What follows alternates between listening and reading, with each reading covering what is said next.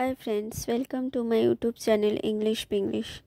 Today I will discuss about The Good Women Obsession written by Bertolt Brecht. এই নাটকটি লেখা ছিল 1938 to 1941 এর মধ্যে আর এটির ফার্স্ট পারফরমেন্স হয়েছিল 1943-তে।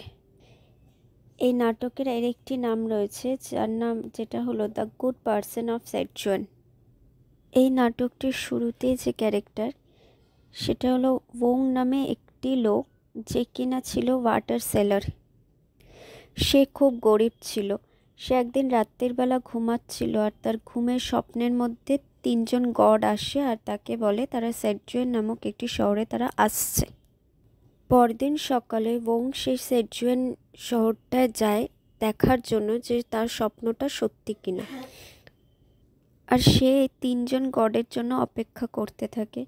অনেকক্ষণ অপেক্ষা করার পরে যখন দেখলো যে গডরা আসছে না, তখন সে ভাবলো যে না, তার স্বপ্নটা মিথ্যে।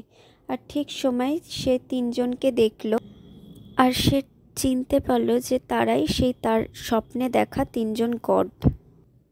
সে তখন গেল সেই তিনজন গডের কাছে আর গডস ওংকে জানালো যে তারা এই শহরে একটা রাত্রি থাকবে। আর ওং তাদের জন্য প্রত্যেকের কাছে গিয়ে বলতে থাকলো যে তাদেরকে একটা রাত্রি থাকতে দেওয়ার জন্য, কিন্তু কোনো মানুষই রাজি হলো না। শেষে যখন গড ফিরে যাওয়ার জন্য চিন্তা করলো, তখন সেন্টি নামে একজন প্রস্টিটিউট লেডি সেই তিনজন গডকে থাকতে দেওয়ার জন্য রাজি হলো। আর সেন্টি গডেদের খুব যত্ন করলো। পরদিন সকালবেলা যখন তিনজন গড আবার ফিরে যাচ্ছেন, তখন সেন্টি তাদেরকে বলল যে ভালো পথে চলার কিভাবে চলতে পারবে সেটা যেন গড তাকে বলে যায়। কিন্তু গডস বলল যে না, সেটা তাকে বলা যাবে না। আর গডস তাকে যাওয়ার সময় আশীর্বাদ করে কিছু ডলার দিয়ে গেল। এই জন্যই যে গডস দেখতে চাইলো যে সেন্টি সেই ডলার নিয়ে কি করে। সেন্টি অনেক খুশি হলো আর সেন্টি মিসেস সিনের টোবাকো সবটা কিনে নিল। আর তারপর থেকে তার ল্যান্ডলেডি, তার আশেপাশের লোক, তার দোকান, তার কাছ থেকে টাকা নিয়ে যেত। আর কিছু লোক গরিব সেজে এসে তার দোকানে বিনা পয়সায় জিনিস নিয়ে যেত। সেন্টি এতটাই ভালো মানুষ ছিল যে তার কাছে যে যা চাইতো তাকে সে তাই দিত।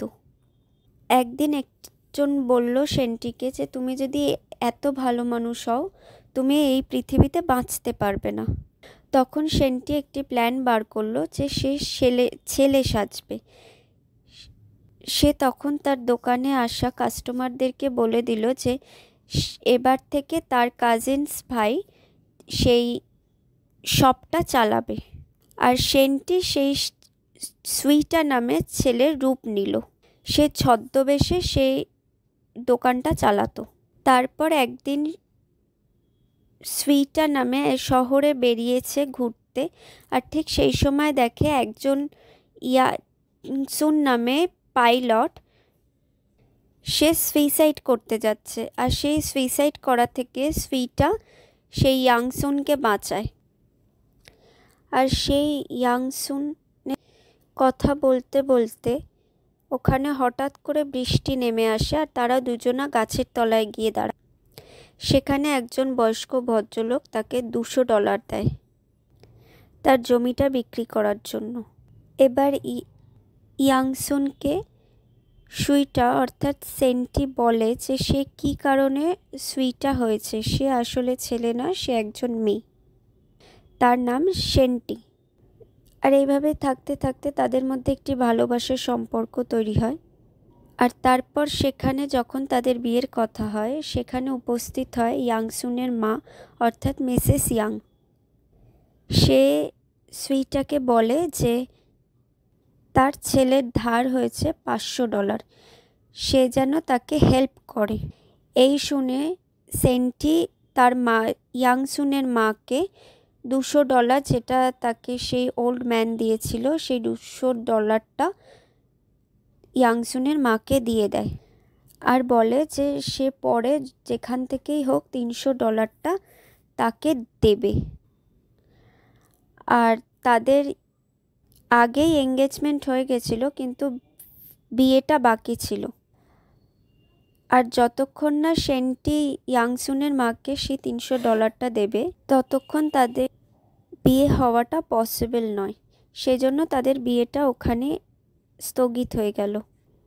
আর ইতিমধ্যে সেন্টি প্রেগনেন্ট হয়ে গেছিল ইয়াংসুনের দ্বারা।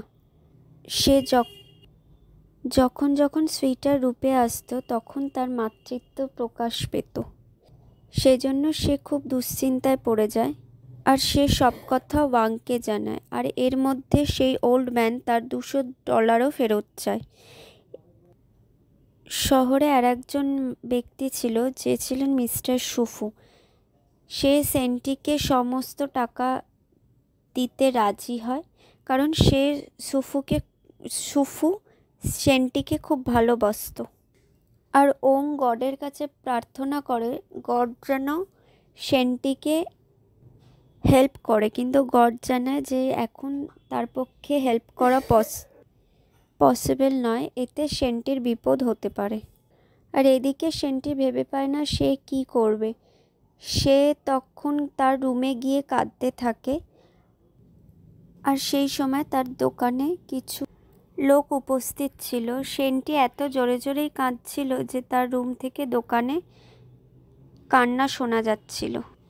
আর তারা সেই কান্না শুনে ভাবে হয়তো সুইটা সেন্টিকে খুন করে ফেলেছে। আর পুলিশ এসে সুইটাকে ধরে নিয়ে যায় আর তারপর সেখান থেকে আদালতে নিয়ে যায়। আদালতে যে জাজ ছিল সে আর কেউ ছিল না, ছিল সেই 3জন গড। সুইটা বলে যে আমি যদি আদালত ফাঁকা হয় তবেই সে আসল খুনের কথাটা স্বীকার করবে, নয়তো নয়। সেই অনুযায়ী পুরো আদালত ফাঁকা করা হয়। আর তখন সুইটা সেন্টির রূপে আসে আর গডকে সব কথা খুলে বলে। আর এইভাবেই এই নাটকটি এখানেই শেষ হয়।